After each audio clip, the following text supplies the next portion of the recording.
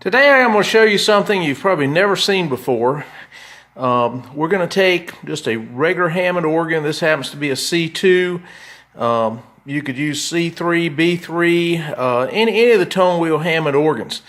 And what we're going to do is we're going to introduce a standard audio tool known as the graphic equalizer, which many of you are familiar with. This one just happens to be a dual channel Ashley, which is a very good brand. And we're going to show you how you can use this with your Hammond organ to achieve most any sound you want.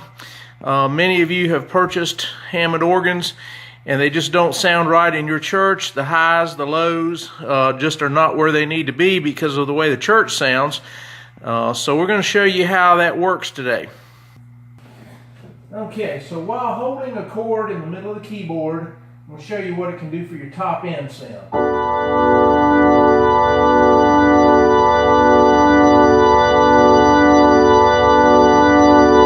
So we've increased the frequencies around 5,000, 6.3K, 8K, 10K. They all have an effect, and we're going to kick the EQ out of the circuit just to show you the difference.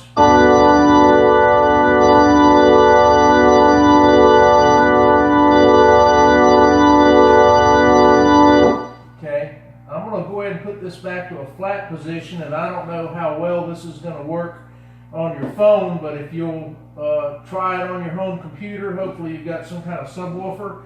But I'm just going to play the first F.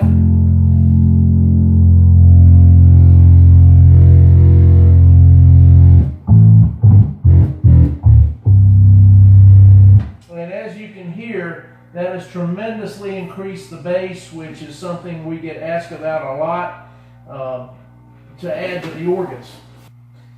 Now, some of you are probably wondering where in the world are we going to put this big guy?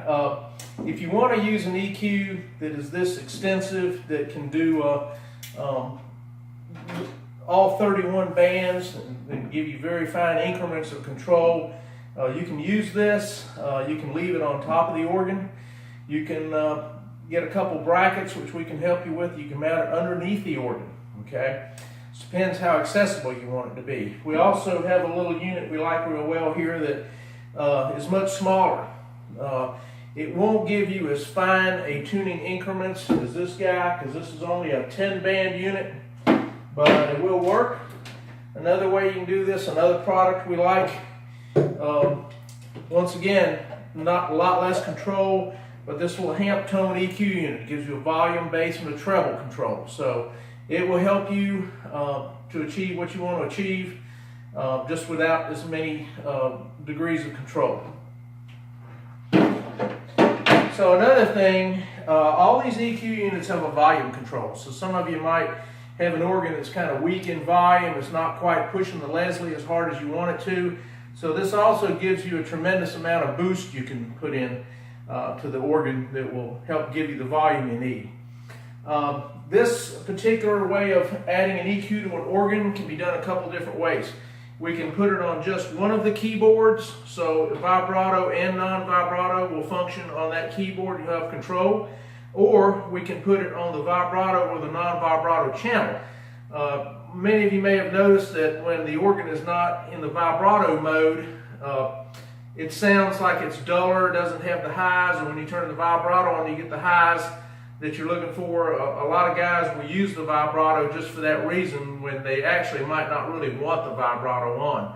So it can be done that way, or we can do an upgrade to this idea and actually put it on both keyboards and let you equalize each keyboard separately. The spin-off advantage is you can do a lot of other cool things, like put a wah-wah pedal if you really want to get crazy with the organ. We'll be posting some videos of that soon.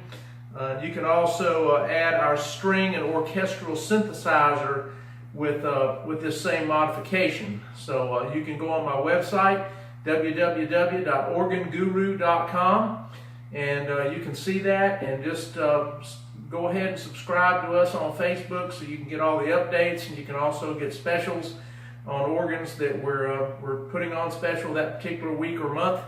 So thanks a lot for listening.